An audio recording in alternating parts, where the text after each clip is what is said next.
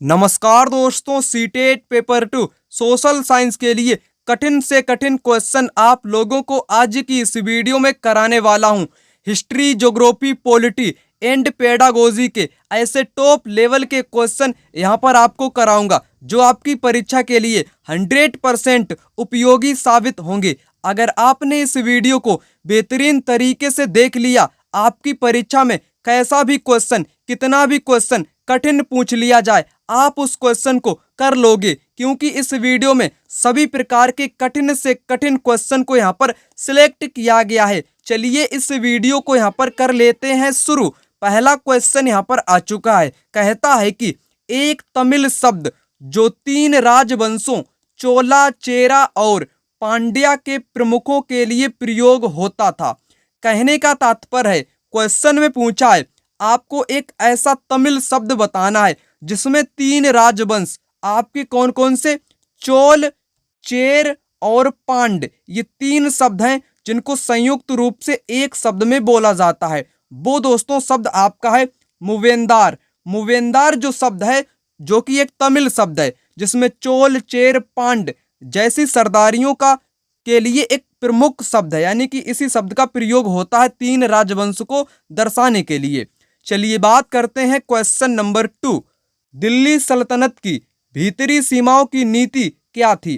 Question आपके लिए महत्वपूर्ण है, आपसे पूछा है दिल्ली सल्तनत की जो भीतरी सीमाओं की नीति थी, भीतरी सीमाओं की नीति क्या थी? आंतरिक विद्रोहों पर काबू रखना, उत्तराधिकार नियुक्त में पैतृक अधिकारों पर संघर्ष, वनों को काटकर शहरों की पृष्ठभूमि में स्थित भीतरी भूमि का सुदृढ़ीकरण, प्रभावशाली नियंत्रण के लिए न्याय चक्र का निर्माण। करेक्ट आंसर यहां पर होगा ऑप्शन इसका तीसरा, वनों को काटकर शहरों की पृष्ठभूमि में स्थित भीतरी भूमि का सुदृढ़ीकरण, जो कि भीतरी सीमा नीति थी। यहां पर इसका करेक्ट आंसर तीसरा वाला होगा। चलिए बात करते हैं क्वेश्चन नंबर 3 की। कहता है कि सही विकल्प का चयन कीजिए। औरंगजेब द्वारा जारी किए गए फरमान ने स्वीकृत किया। फरमान का मतलब क्या होता है? फरमान का मतलब होता है आदेश। क्या होता है? आदेश। अब आते हैं इसके विकल्प पर। क्वेश्चन को आपने समझ लिया होगा। औरंगजेब द्वारा जारी किए गए आदेश ने क्या स्वीकृत किया, पूछा है क्वेश्चन में। ईस्ट इंडिया कंपनी को शुल्क मुक्त व्यापार का अधिकार, निजी व्यापारियों को शुल्क मुक्त व्यापार का अधिकार, केवल ए, केवल वी, ए वी दोनों, कोई भी नहीं यहाँ पर होगा। तो चलिए इसका राइट आंसर आपको बताते हैं। औरंगजेब जो था उसने अपने आदेश में कौन सी चीज को स्वीकृत किया था? उसने स्वीकारा था कि ईस्ट इंडिया कंपनी है को शुल्क मुक्त व्यापार करने का अधिकार प्रदान कर दिया था, बिना शुल्क लिए ईस्ट इंडिया कंपनी से। ये आपका यहाँ पर पहला वाला यहाँ पर करेक्ट दिया गया है। निजी व्यापारी को अधिकार नहीं दिया गया था। किसको दिया गया था? ईस्ट इंडिया कंपनी को दिया गया था बिना शुल्क व्यापार का अधिकार। पहला वाला यहाँ पर करेक्ट होगा, केवल और केवल ए। चलिए बात करते हैं क्वेश्चन नंबर 4 की। कहता है कि पहले के पुरा स्थलों में से पुरा स्थल बुर्ज होम में खाना पकाने के लिए चूल्हों के चिन्ह मिले हैं। चूल्हे चूल्हे जो होते हैं उनके चिन्ह मिले हैं। कहाँ पर मिले हैं? बुर्ज होम में मिले हैं, झोपड़ियों के अंदर मिले हैं, झोपड़ियों के बाहर मिले हैं, झोपड़ियों के अंदर और बाहर दोनों, झोपड़ियों से दूर मिले हैं। तो कहाँ पर मिले हैं? यहाँ पर करेक्ट आंसर होगा ऑप्शन इसका तीसरा वाला, झोपड़ियों के अंदर और बाहर। परीक्षा में आपके पूछा गया क्वेश्चन है जो कि एनसीईआरटी से डायरेक्ट पूछा गया है। बुर्ज होम की अगर मैं बात करूं, बुर्ज होम एक पूरा स्थल है, ठीक है। तो बुर्ज होम ये पड़ता कहाँ पर है? ये है कश्मीर में। कहाँ पर है? ये है कश्मीर राज्य में है। यहाँ की एक प्रमुख विशेषता थी, लोग जो रहते थे वो गर्तों में रहते थे, यानी कि गड्ढों, यानी कि धरती के नीचे निवास स्थल उन्होंने बनाया था। गड्ढे खोदकर वो नीचे जमीन में निवास करते थे। कहने का तात्पर्य गर्तों में वो लोग निवास करते थे। कहाँ के लोग? बुर्ज होम के। बुर्ज होम कहाँ पर है? कश्मीर में है, मैंने आपको बताया। चलिए बात करते हैं क्वेश्चन नंबर 5 की। कहता है कि निम्नलिखित में से कथनों में से कौन सा या कौन से कथन मध्ययुगीन काल के दौरान अहोमों के बारे में सही हैं या हैं? तो चलिए बात करते हैं यहाँ पर किसकी बात की गई है? अहोम की बात कही गई है। अहोम आपकी एक जनजाति मान लीजिएगा, एक प्रकार की, ठीक है। तो आते हैं इसके विकल्पों पर। वह मौजूदा वर्तमान म्यांमार से आए हुए प्रवासी हैं। अहोम राज्य उनकी सेना के लिए स्वैच्छिक सेवा पर निर्भर था। ग्रामीण समुदायों ने कृषकों को जमीन वितरण में निर्णायक भूमिका निभाई। केवल ए, बी और सी, ए और बी, ए और सी। करेक्ट आंसर दोस्तों, अगर मैं बात करूं अहोम लोगों के बारे में, अहोम जो लोग थे ये म्यांमार से आए हुए थे। कहाँ से आए थे दोस्तों? ये म्यांमार से आए हुए थे, ठीक है, जो कि एक कृषक के रूप में थे। ग्रामीण समुदायों ने कृषकों को जमीन वितरण में निर्णायक भूमिका निभाई। ये यहाँ पर करेक्ट है। स्वैच्छिक सेवा पर निर्भर नहीं थे। दूसरा वाला यहाँ पर गलत है। बी आपका यहाँ पर गलत है, ठीक है। तो बी यहाँ पर आपका गलत है। ए और सी यहाँ पर करेक्ट है। ए और सी आपका है ऑप्शन 4 में। तो ऑप्शन 4 यहाँ पर इसका करेक्ट आंसर होगा। चलिए बात करते हैं क्वेश्चन नंबर 6 की। कहता है कि इतिहास के एक शिक्षक अपने छात्रों को बाबर के शासनकाल के दौरान हुए विभिन्न युद्धों के बारे में पढ़ाना चाहते हैं। निम्नलिखित में से कौन सा स्रोत इसके लिए प्राथमिक स्रोत हो सकता है? ठीक है, तो परीक्षा में आपके प्राथमिक स्रोत से बहुत सारे क्वेश्चन पेडागोजी के आपको एसएसटी में देखने को मिलेंगे। यानी कि प्राथमिक स्रोत आपका होता क्या है? यानी कि प्रत्यक्ष लिखा गया। प्रत्यक्ष, जैसे सामने कोई घटना हो रही है, आप उसको अपनी आंखों से देखते हुए लिख रहे हो, वही होता है प्रत्यक्ष। उसी को बोलते हैं प्राथमिक स्रोत। चलिए विकल्प की बात करते हैं। यहाँ पर क्वेश्चन में कहा गया है जो मुगल काल है, यानी कि बाबर के शासन काल के युद्ध के बारे में पढ़ाना है, तब आपके लिए कौन सा प्राथमिक स्रोत होगा? यहाँ पर इस क्वेश्चन का राइट आंसर हो जाएगा पहला वाला विकल्प। बाबरनामा या बाबर के जो संस्मरण हैं वो प्राथमिक स्रोत के रूप में उपलब्ध हैं, क्योंकि जो आपकी बाबरनामा पुस्तक है इसको किसने लिखा है? खुद बाबर ने ही लिखा है। खुद किसने लिखा है? बाबर ने ही लिखा है। इसलिए आपकी ये प्राथमिक स्रोत होगी। अपने बारे में ही बाबर ने खुद लिखा है बाबरनामा में, इसलिए यहाँ पर प्राथमिक स्रोत होगा पहला वाला विकल्प, जो कि राइट आंसर हो जाएगा। चलिए बात करते हैं क्वेश्चन नंबर 7 की। कहता है कि स्वतंत्र भारत के राज्यों के गठन के संदर्भ में निम्नलिखित कथन किसने दिया? राष्ट्रवाद को बढ़ावा देने वाली हर चीज आगे बढ़नी चाहिए और उसके रास्ते में रुकावट डालने वाली हर चीज को खारिज कर दिया जाना चाहिए। हमने यही कसौटी भाषाई प्रांतों पर भी अपनाई है और इस कसौटी के हिसाब से हमारी राय में इस मांग को समर्थन दिया जा सकता है। ये जो कथन है दोस्तों किसका है? जो कि किस बारे में कथन है? स्वतंत्र भारत के राज्यों के गठन के बारे में कथन है। ये जो कथन कहा था, ये कहा था दोस्तों सरदार वल्लभ भाई पटेल ने। सरदार वल्लभ भाई पटेल का ये कथन है, जो कि एनसीईआरटी पुस्तक से डायरेक्ट उठाकर परीक्षा में पूछा गया क्वेश्चन है। परीक्षा में पूछा गया क्वेश्चन है। यहाँ पर ये किसका वाक्यांश दिया गया है? सरदार पटेल का दिया गया है। चलिए बात करते हैं क्वेश्चन नंबर 8 की। जैसे जैसे हम वायुमंडल की परतों के ऊपर जाते हैं दबाव बढ़ता है लेकिन तापमान कम हो जाता है। दबाव कम होता है लेकिन तापमान बढ़ता जाता है। दबाव और तापमान समान रहते हैं। दबाव कम होता है लेकिन तापमान में परिवर्तन होता रहता है। अगर यहाँ पर करेक्ट आंसर की बात करूं तो 4 ऑप्शन इसका करेक्ट होगा, क्योंकि अगर हम लोग वायुमंडल की परतों के ऊपर जाते हैं तब क्या होता है? दबाव कम होता जाता है और लेकिन जो तापमान होता है वो तापमान आपका परिवर्तित होता रहता है। इसलिए 4 ऑप्शन यहाँ पर करेक्ट हो जाएगा। चलिए बात करते हैं यहाँ पर क्वेश्चन नंबर 9 की। कहता है कि वे लोग जो मध्ययुगीन अदालतों में पांडुलिपियों की प्रतिकृति बनाते थे उन्हें क्या कहते थे? यहाँ पर बात की गई है मध्ययुगीन में, मध्यकालीन भारत में जो अदालतें थी वहाँ की जो पांडुलिपियों की प्रतिकृति थी बनाने वाले व्यक्ति को क्या बोला जाता था? सुलेखक, प्रतिलिपिक, लिपिक, भित्तिकार। करेक्ट आंसर दोस्तों यहाँ पर होगा लिपिक। क्या बोलते थे उसको? पांडुलिपियों की प्रतिकृति बनाने वाले व्यक्ति को बोला जाता था लिपिक। याद रखेंगे, परीक्षा में पूछा गया क्वेश्चन है, लिपिक बोलते थे। एक क्वेश्चन में अगर आपको बताऊं, प्राचीन काल में जो पांडुलिपियां हैं वो किस पर लिखी जाती थी? किस पर लिखी जाती थी? किस पर लिखी जाती थी दोस्तों? ये लिखी जाती थी भुर्ज नामक पेड़ की छाल पर। किसकी छाल पर? भुर्ज नामक जो एक पेड़ था उसकी छाल पर ये लिखी जाती थी। महत्वपूर्ण है आपकी परीक्षा के लिए। चलिए बात करते हैं क्वेश्चन नंबर 10 की। कहता है कि घेटोआइजेशन शब्द आमतौर पर निम्नलिखित में से कौन से इलाकों या क्षेत्रों को दर्शाता है? एक बात मैं आपको बताना चाहूं, घेटोआइजेशन जो शब्द है इसका तात्पर्य होता है ऐसा समाज जो कि डर या भयभीत या आतंकवाद के कारण किसी दूसरी जगह पर एक अपना समुदाय बनाकर रहने लगते हैं अपनी जान बचाने के लिए, तो वो आपका होता है घेटोआइजेशन क्षेत्र। चलिए आते हैं इसके विकल्पों पर। इलाका ए, जहां समुदाय के लोग निवासी अपनी जान के भय के चलते एक साथ रहते हैं। इलाका बी, जहां सेना कर्मचारियों ने कैंप लगाए हैं। इलाका सी, जहां निवासी वहां के बेहतर स्कूलों को चलाते हैं।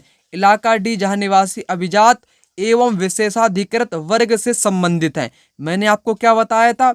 जो लोग डर के कारण, भय के कारण अलग क्षेत्र में निवास करते हैं अपने समुदाय के साथ, वो आपका कहलाता क्या है? वो कहलाता है घेटोआइजेशन की प्रक्रिया। तो पहला वाला यहाँ पर करेक्ट आंसर होगा।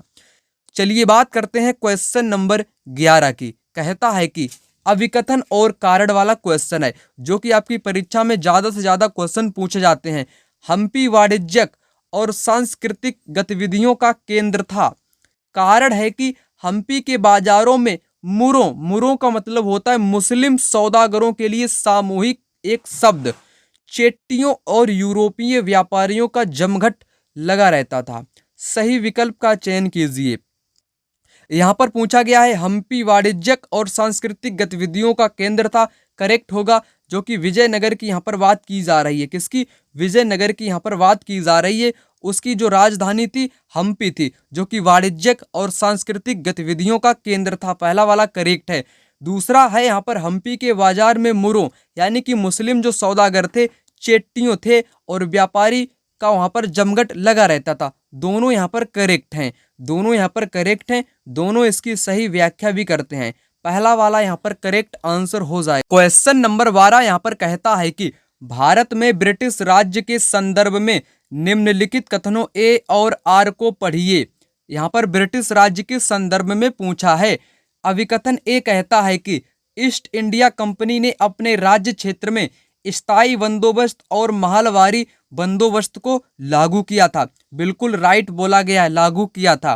कारण है कि इन बंदोबस्त को कृषि पद्धति में खासकर सिंचाई व्यवस्था में सुधार की जरूरत थी। गलत दिया गया है। कैसे गलत दिया गया है? जो ईस्ट इंडिया कंपनी थी उसने अपने कार्य क्षेत्र में यानी कि राज्य क्षेत्र में उसने स्थायी बंदोबस्त हो गया, महलवारी व्यवस्था हो गई, इनको लागू कर दिया गया था, जिसका उनका मुख्य उद्देश्य था, कारण था कि वहां से राजस्व की प्राप्ति करने का, ना कि सुधार लागू करने का। तो यहाँ पर कारण इसका गलत हो गया, परंतु कथन यहाँ पर आपका राइट है। ए राइट है लेकिन आर गलत है। यहाँ पर करेक्ट आंसर होगा तीसरा वाला विकल्प। यहाँ पर आपको 3 चीजें बताने वाला हूँ। 2 ही चीजें आपके लिए महत्वपूर्ण है, लेकिन आपको यहाँ पर 3 चीजें बताना चाहूंगा। आपकी परीक्षा में स्थायी बंदोबस्त और महलवारी बंदोबस्त बहुत बार पूछा गया है, इसलिए महत्वपूर्ण है। स्थायी बंदोबस्त को किसने लागू किया था? कब लागू किया था? 1793 में लागू किया गया था। कॉर्नवालिस ने इसको लागू किया था। किसने? कॉर्नवालिस ने इसको लागू किया था। लॉर्ड कॉर्नवालिस ने किन क्षेत्रों में लागू किया था? बंगाल आपका हो गया, क्या हो गया? बंगाल हो गया आपका, बंगाल के साथ बिहार हो गया, बंगाल बिहार उड़ीसा, बंगाल बिहार उड़ीसा वाले क्षेत्रों में स्थायी बंदोबस्त 1793 में कॉर्नवालिस ने इसको लागू किया था। अब यहाँ पर बात करेंगे महलवारी बंदोबस्त। इसकी शुरुआत 1822 में होल्ट मैकेंजी, किसने? होल्ट मैकेंजी ने इसको लागू किया था। कहाँ पर लागू किया था? उत्तर प्रदेश हो गया, पंजाब हो गया, पंजाब हो गया, मध्य प्रदेश हो गया, आगरा डिस्ट्रिक्ट हो गया उत्तर प्रदेश का।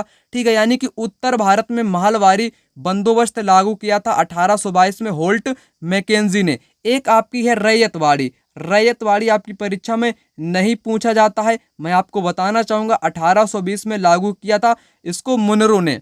ठीक है, मुनरो ने लागू किया था, जो कि दक्षिण भारत मद्रास मद्रास में इसको लागू किया गया था। ठीक है, अब आते हैं अगले प्रश्न पर। अगला प्रश्न यहाँ पर कहता है कि निम्न कथनों पर विचार कीजिए, एक सही विकल्प चुने। चलिए चुन लेते हैं सही विकल्प को। पंडिता रमाबाई, यहाँ पर क्या लिखा हुआ है,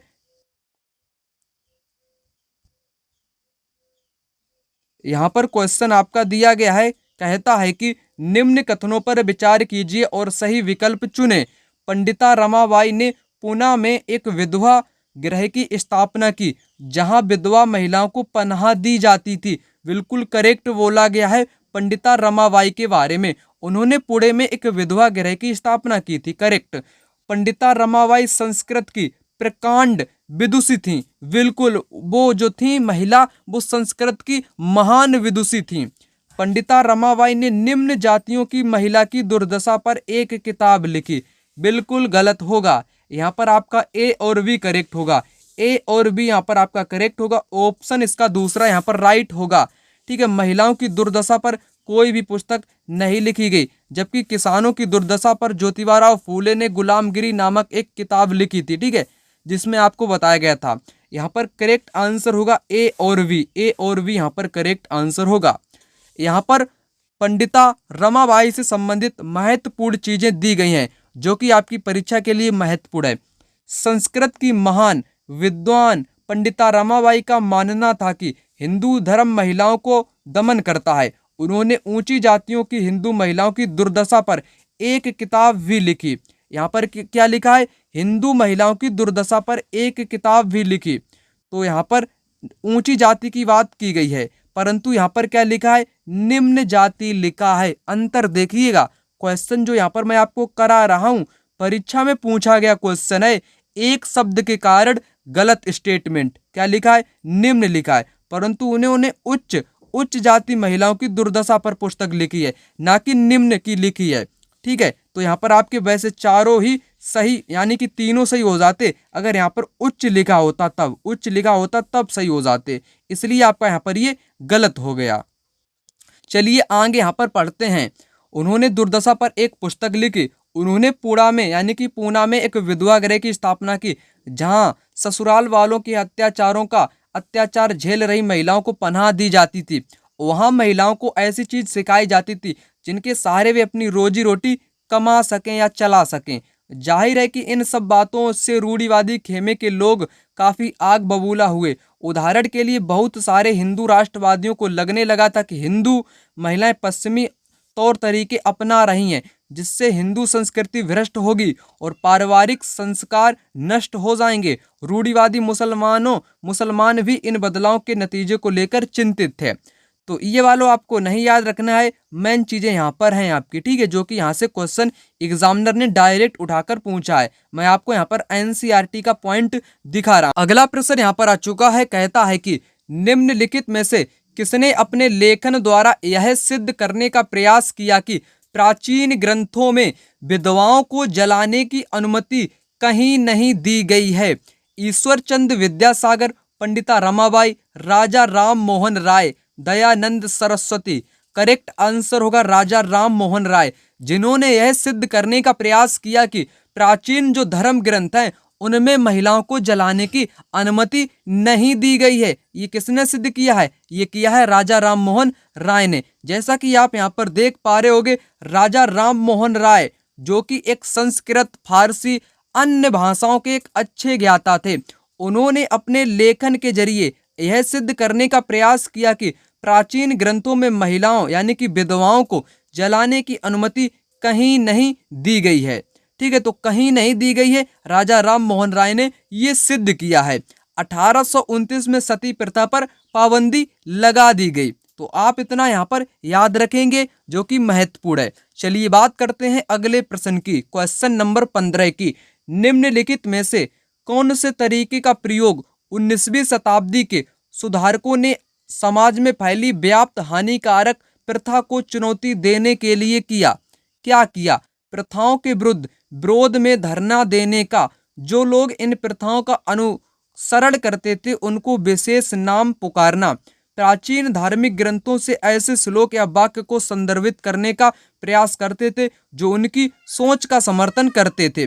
तो दोस्तों यहाँ पर कौन सा करेक्ट होगा? मैंने अभी आपको बताया था, यहाँ पर बात कही जा रही है 19वीं शताब्दी की। 19वीं शताब्दी का अर्थ होता है 1800। जैसे इस वक्त आपकी चल रही है 21वीं शताब्दी, उसको बोलेंगे 2000। 21वीं को बोलते हैं 2000, 19वीं को बोलते हैं 1800। तो आप यहाँ पर समझ पा रहे होंगे, ठीक है। तो यहाँ पर करेक्ट आंसर थर्ड वाला ऑप्शन होगा। जैसे राजा राम मोहन राय की बात करूं तो उन्होंने क्या सिद्ध करने का प्रयास किया है? उन्होंने विधवाओं को जलाने का प्रयास किया है, यानी कि विधवाएं जो हैं जो उनको जलाया नहीं जा सकता है, उन्होंने ये सिद्ध किया है अपने किसके माध्यम से? ग्रंथों के माध्यम से, श्लोक के माध्यम से, ठीक है। तो यहाँ पर साफ तौर पर नीचे लिखा हुआ है, क्या लिखा हुआ है? वे लोग चाहते थे कि प्राचीन धार्मिक ग्रंथों से ऐसे श्लोक या वाक्य को ढूंढने का प्रयास करते थे जो उनकी सोच का समर्थन करते थे, जो उनकी सोच का समर्थन करते थे। यहाँ पर साफ तौर पर लिखा हुआ आपको दिख रहा होगा। यहीं से आपकी एग्जाम में 2 क्वेश्चन परीक्षा में एग्जामिनर ने पूछ लिए, ठीक है। तो यहाँ पर मैंने आपको बताया तीसरा वाला करेक्ट होगा। चलिए बात करते हैं क्वेश्चन नंबर 16 की। भूगोल की एक शिक्षिका अपनी कक्षा में प्राकृतिक वनस्पतियों के बारे में पढ़ाना चाहती है। अपनी कक्षा में इस विषय के लिए उपयुक्त सत्र हेतु वह निम्न में से क्या योजना बना सकती है? एक टीचर है, अध्यापिका है, वो अपने बच्चों को पढ़ा रही है भूगोल सब्जेक्ट, जिनमें वो कौन सा टॉपिक पढ़ाना चाहती है? प्राकृतिक वनस्पतियों के बारे में। तो वो क्या योजना बना सकती है? विभिन्न वृक्षों के चित्र लाना, ये भी बना सकती है। विद्यार्थियों को नरम काष्ठ से बनी चीजों को लाने को कहना, ये भी। विभिन्न वनों व उनमें पाई जाने वाली वनस्पतियों की विशेषताओं और तुलनाओं की दर्शाता चार्ट लाना। जलवायु का वनस्पति की प्रकृति पर प्रभाव की चर्चा। यहाँ पर सभी आपके करेक्ट हो जाएंगे, सभी यहाँ पर आपके करेक्ट हो जाएंगे। क्वेश्चन नंबर 17 यहाँ पर कहता है कि निम्न में से कौन सा अलवड़ जल का स्रोत नहीं है? अलवड़ जल आखिर होता क्या है? चलिए आपको यहाँ पर बताते हैं। अगर मैं बात करूं लवड़ीय जल की, यहाँ पर लवड़ीय जल का मतलब होता है खारा जल, यानी कि जो पिया ना जा सके, ऐसा पानी जो पीने योग्य ना हो, वो होता है लवड़ीय जल। अलवड़ीय उसका विपरीत होता है जो पिया जा सके, जैसे नदियों का जल, तालों का जल, हिमनद का जल, ठीक है। तो ये आपका होता है अलवड़ीय। अब आपको बताना है अलवड़ का स्रोत नहीं है, तो महासागर नहीं होगा, क्योंकि इसका जल खारा होता है। खारा होने के कारण ये लवड़ीय होता है। कैसा होता है? लवड़ीय होता है, ठीक है। नदियां आपकी कैसी होती हैं? अलवड़ होती हैं। ताल भी अलवड़ होते हैं, हिमनद भी अलवड़ होते हैं, यानी कि इसमें लवड़ की मात्रा नहीं पाई जाती है। करेक्ट आंसर यहाँ पर होगा महासागर, समुद्र। चलिए बात करते हैं क्वेश्चन नंबर 18 की। प्रदीप्ति व्रत की अवधारणा पर शिक्षण प्रक्रिया शुरू करने से पहले निम्नलिखित में से कौन सी अवधारणा को समझाना आवश्यक है? प्रदीप्ति व्रत क्या होता है? जिसमें दिन और रात को बराबर बांट दिया जाए, वही आपका होता है प्रदीप्ति व्रत, ठीक है। अगर उसकी अवधारणा आपको समझानी है तब आपको किसकी जरूरत पड़ेगी? कक्षीय समतल या पृथ्वी का अक्ष। इन दोनों की जरूरत आपको नहीं पड़ेगी, गलत होगा। पृथ्वी का घूर्णन, यानी कि पृथ्वी कैसे घूमती है, उसी के आधार पर दिन और रात का विभाजन होता है। तो ये आपका यहाँ पर करेक्ट होगा। पृथ्वी की गोलाकार आकृति, ये भी करेक्ट होगा। सी और डी यहाँ पर करेक्ट होंगे, सी और डी, इसलिए ऑप्शन यहाँ पर थर्ड वाला राइट आंसर होगा। चलिए बात करते हैं क्वेश्चन नंबर 19 की। लद्दाख में पाया गया यूरेनियम किस तरह का संसाधन है? यूरेनियम सर्वव्यापक संभाव्य वास्तविक नवीकरण। तो यहाँ पर आपकी परीक्षा में संसाधन से भी कई क्वेश्चन एग्जाम में देखने को मिलते हैं।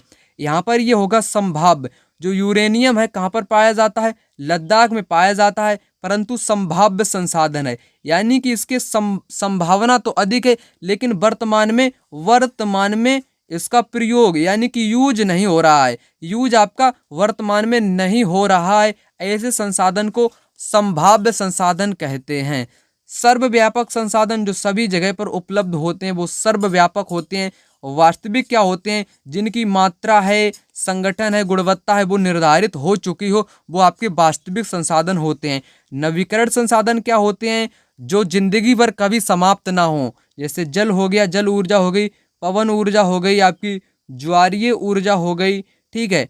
तो ये आपकी कैसी है? ये नवीकरणीय ऊर्जा के स्रोत हैं। एक आपका होता है अनवीकरण, जो जल्दी समाप्त हो जाए, कोयला, पेट्रोलियम, खनिज तेल, ठीक है। तो ये होती हैं अनवीकरणीय स्रोत, ठीक है। तो आप यहाँ पर इतना समझ चुके होंगे।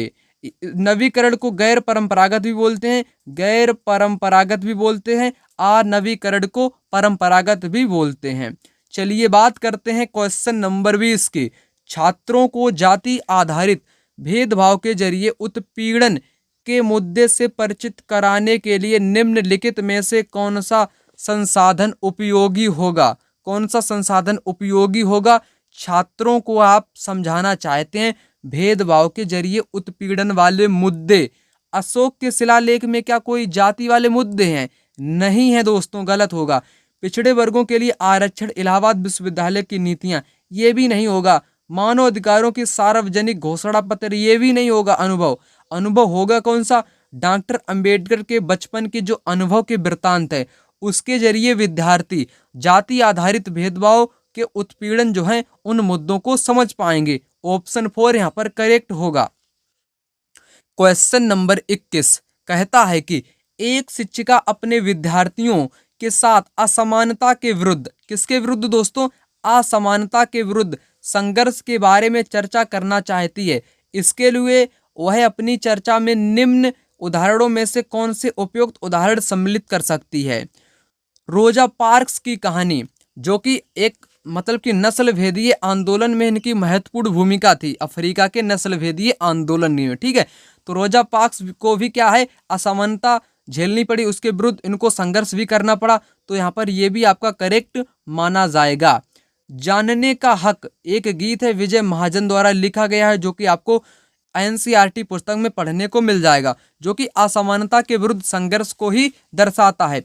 तवा मत्स्य संघ की एक रैली भी आपको देखने को मिलेगी, जो कि असमानता के विरुद्ध संघर्ष को दर्शाता है। ये तीनों आपके होंगे। शिक्षार्थी के जीवन से कोई उदाहरण उपयुक्त, ये भी आपका यहाँ पर हो जाएगा, उसके जीवन का उदाहरण। तो यहाँ पर दोस्तों सभी यहाँ पर करेक्ट आंसर आपके हो जाएंगे। क्वेश्चन नंबर 22 यहाँ पर कहता है कि दादा भाई नौरोजी एक बहुत बड़े पब्लिस्ट थे। निम्न में से कौन सा पब्लिस्ट शब्द को सही से अभिव्यक्त करता है? वह जो दैनिक समाचार में लेख लिखता हो, वह जो किसी विचार को विभिन्न माध्यम से प्रसारित करता हो, वह जो अत्यंत लोकप्रिय हो, या वह जो सार्वजनिक पद पर आसीन हो? करेक्ट आंसर यहाँ पर होगा इसका यहाँ पर दूसरा वाला, जो किसी विचार को विभिन्न माध्यम से प्रसारित करता हो, फैलाता हो या प्रचारित करता हो, वो क्या है? वो क्या है आपका? पब्लिस्ट होता है, पब्लिसिस्ट होता है। ठीक, तो याद रखेंगे। दादा भाई नौरोजी की अगर मैं बात करूं, ये एक व्यवसायी थे। कौन थे? व्यवसायी थे, प्रचारक थे। व्यवसायी थे, आपके प्रचारक थे। ये लंदन में पढ़े थे। कहाँ पर पढ़े थे? लंदन में ये आपके पढ़े थे। इनके द्वारा एक पुस्तक है दादा भाई नौरोजी, जिनको वयोवृद्ध पुरुष के नाम से जानते हैं, poverty in un-British rule. Poverty in un-British rule इनकी एक पुस्तक है, जो कि काफी फेमस है। चलिए बात कर लेते हैं क्वेश्चन नंबर 23 के। निम्नलिखित में से कौन सा प्रश्न दिहाड़ी मजदूरों के विषय पर समीक्षात्मक कौशल, समीक्षात्मक चिंतन कौशल को विकसित करने में सबसे ज्यादा प्रभावी होगा? समीक्षा करने का जो कौशल है वो कौन सा यहाँ पर दर्शाता है, कौन सा प्रभावी है, आपको पहचानना है। दिहाड़ी मजदूर शहरों में कहाँ रहते हैं? ये क्या समीक्षात्मक चिंतन को दर्शाता है? नहीं दर्शाता है। क्या कारखाने की तुलना में कॉल सेंटर में काम करने की स्थिति बेहतर होती है? ये एक तरीके से दर्शाता है। क्या कारखाने में काम कर रहे लोगों को लंबे समय तक काम करना पड़ता है? ये आपका कोई समीक्षात्मक नहीं होगा। विश्व भर में किन शहरों में ज्यादा दिहाड़ी मजदूर है? ये भी नहीं होगा। तो कहने का तात्पर्य है यहाँ पर सेकेंड वाला, दिहाड़ी मजदूरों के विषय में समीक्षात्मक चिंतन कौशल को विकसित करने का सबसे प्रभावी होगा। क्या कारखाने की तुलना में कॉल सेंटर में काम करने की स्थिति बेहतर होती है? चलिए बात करते हैं क्वेश्चन नंबर 24 की। कहता है कि सामाजिक विज्ञान शिक्षण में आने वाली समस्याओं के बारे में दिए गए कथन। अभिकथन ए, ऐतिहासिक घटनाओं की बदलती व्याख्याएं सामाजिक विज्ञान शिक्षण को और चुनौतीपूर्ण विषय बना देती हैं। बिल्कुल बना देती हैं। पहला वाला यहाँ पर दोस्तों करेक्ट है। सामाजिक विज्ञान पढ़ाने वाले शिक्षकों की पर्याप्त नहीं संख्या है, पर्याप्त नहीं है। तो पर्याप्त नहीं है यहाँ पर, ये समस्या आपकी सोशल साइंस पेडागोजी की नहीं है। ठीक है, तो समस्या इसमें जनसंख्या शिक्षकों की कम ना होने की नहीं है, बल्कि पहला वाला यहाँ पर होगा, पहला वाला यहाँ पर होगा। ए सही है, आर गलत है। बात कर लेते हैं क्वेश्चन नंबर 25 की। कक्षा 6 के छात्रों को भारत में वन्य जीवों के संरक्षण पर प्रोजेक्ट बनाने को कहा जाता है। निम्नलिखित में से कौन सा विकल्प प्रोजेक्ट के योगात्मक आकलन के लिए सबसे प्रभावी तरीका होगा? योगात्मक आकलन के लिए प्रभावी तरीका होगा कौन सा? आपको क्या करना है, विद्यार्थियों को वन्य जीवों के संरक्षण पर प्रोजेक्ट बनाने को कहा गया है। वन्य जीवों के संरक्षण पर प्रश्नों वाली लघु परीक्षा नहीं। छात्र एक दूसरे के प्रोजेक्ट का आकलन करते हैं, ये भी नहीं। वन्य जीव संरक्षण के कारण और तरीकों पर विचारणीय प्रश्न नहीं। प्रोजेक्ट बनाने से संबंधित मानदंडों पर दिशा निर्देश यहाँ पर करेक्ट आंसर होगा, इसका 4 वाला आंसर। चलिए बात करते हैं क्वेश्चन नंबर 26 की। पृथ्वी के संदर्भ में निम्न कथनों पर विचार करें। पृथ्वी का कक्षीय समतल के साथ इसका अक्ष 66.5 अंश का कोण बनाता है। बनाता है, बिल्कुल करेक्ट बोला गया है। यहाँ पर कक्षीय समतल का जो कोण है 66.5 अंश का ही होता है, पहला वाला करेक्ट। पृथ्वी का अपने अक्ष पर घूमना परिक्रमण कहलाता है। अपने अक्ष पर घूमना क्या कहलाता है? घूर्णन कहलाता है, घूर्णन कहलाता है। इसलिए यहाँ पर दूसरा आपका गलत हो गया, तो यहाँ पर दूसरा गलत है, ए सही है। ए सही है, दूसरा गलत है, तो पहला वाला यहाँ पर इसका करेक्ट आंसर होगा। दोस्तों कौन सा होगा? पहला वाला यहाँ पर करेक्ट आंसर होगा। पृथ्वी का अपने अक्ष पर घूमना क्या कहलाता है? घूर्णन कहलाता है, ना कि परिक्रमण कहलाता है। यहाँ पर लिखा है कि पृथ्वी की दो प्रकार की गति होती है, एक तो घूर्णन होती है, दूसरी परिक्रमण होती है। घूर्णन क्या होती है? पृथ्वी का अपने अक्ष पर घूमना घूर्णन कहलाता है। यहाँ पर साफ तौर पर लिखा हुआ है पृथ्वी का अपने अक्ष पर घूमना क्या कहलाता है? घूर्णन कहलाता है, परंतु क्वेश्चन में क्या लिखा है? परिक्रमण कहलाता है, इसलिए गलत हो गया। ठीक है, ये आपकी घूर्णन होती है। सूर्य के चारों ओर स्थिर कक्षा में पृथ्वी की गति को परिक्रमण कहते हैं। ठीक है, परिक्रमण कहते हैं। कक्षीय समतल का कोण कितना होता है? 66.5 होता है। प्रदीप्ति वृत्त मैंने आपको बताया, जो कि दिन और रात को विभाजित करता है। ठीक है, दिन और रात को विभाजित करता है। चलिए बात करते हैं क्वेश्चन नंबर 27 की। प्रारंभिक स्तर के विद्यार्थी जो ग्रामीण क्षेत्रों में रहते हैं के द्वारा निम्नलिखित विषयों में से क्षेत्र सर्वेक्षण प्रयोग से हल किया जा सकता है। तो ग्रामीण क्षेत्र की बात करी जा रही है। जो छात्र हैं, विद्यार्थी हैं, वो गांव में रहते हैं, उनके सर्वेक्षण से हल किया जा सकता है। पृथ्वी की स्थलाकृतियां ये नहीं कर पाएंगे बच्चे, क्योंकि छोटे हैं। चेल चोर पांड जैसी राजाओं का जीवन वो तमिलनाडु में तो रह नहीं रहे हैं।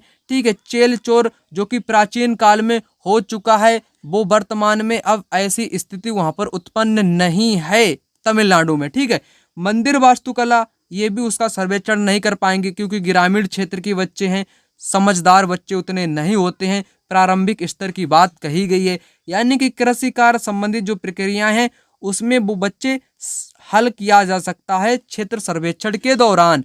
तो कृषि कार्य आपके ग्रामीण क्षेत्र में काफी प्रचलित है, होता भी है। ग्रामीण क्षेत्र में फसलें जैसी उगाई जाती हैं, तो उनके बारे में उनको ज्यादा जानकारी होती है बच्चों को, तो यहाँ पर चौथा वाला करेक्ट हो जाएगा। बात करते हैं क्वेश्चन नंबर 28 की। पृथ्वी अपने अक्ष पर 1 घंटे में कितने डिग्री का कोण बनाती है? कितने डिग्री घूमती है? तो घूमती है दोस्तों 15 घूमती है 1 घंटे में। 24 घंटे में कितना घूमेगी? कर दीजिएगा गुणा, आ जाएगा यहाँ पर 360 अंश का कोण बनाती है आपकी क्या? पृथ्वी। चलिए बात करते हैं क्वेश्चन नंबर 29 की।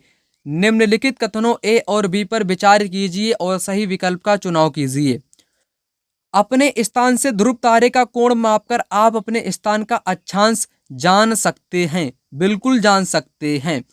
पृथ्वी पर किसी स्थान की स्थिति बताने के लिए उस स्थान के अक्षांश व देशांतर की जानकारी होना अति आवश्यक है। बिल्कुल दोस्तों, तो यहाँ पर दोनों सही हैं, लेकिन व्याख्या सही नहीं करते हैं। व्याख्या सही नहीं करते हैं, क्योंकि वहां की बात की गई है ध्रुव तारे का कोण मापकर आप अक्षांश जान सकते हैं। यहाँ पर दोनों एक दूसरे से भिन्न हैं, परंतु राइट दोनों यहाँ पर दिए गए हैं। यहाँ पर आपसे डायरेक्ट क्वेश्चन पूछा गया, क्या आप जानते हो अपने स्थान से ध्रुव तारे का कोण मापकर आप अपने अक्षांश को जान सकते हो? यहीं से परीक्षा में डायरेक्ट क्वेश्चन आप लोगों से यहाँ पर पूछा गया है। चलिए बात करते हैं क्वेश्चन नंबर 30 के। कहता है कि निम्नलिखित कथनों ए बी सी पर विचार कीजिए, सही विकल्प चुनिए। स्थलाकृतियां महाद्वीपों पर पाई जाती हैं, ना कि महासागर की सतह पर पाई जाती हैं। तो पहला यहाँ पर गलत दे दिया गया है।